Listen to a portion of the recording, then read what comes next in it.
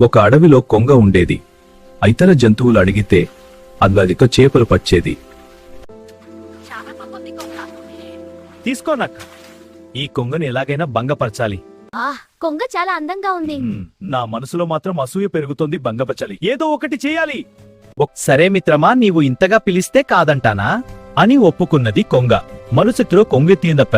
రా మిత్రమా రా, ఇది తిను. అవును, రుచిగా ఉంది. కాని నాకు ఈ వెడల్పాటి పాత్రలో తినడం కష్టం. అప్పుడు నక్క హేళనగా, ఇలా తినాలి మిత్రమా, చూడు.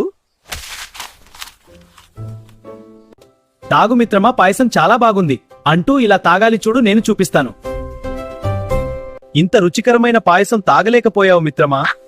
నేను చేసిన దానికి సరిగా బుద్ధి చెప్పినదే నక్కలనుకున్నా. ఏమిట్రా మిత్రమా, తాగలేకపోతున్నావా పాయసం? తాగు మిత్రమా పాయసం. ఛీ, నువ్వు గెలిచావు.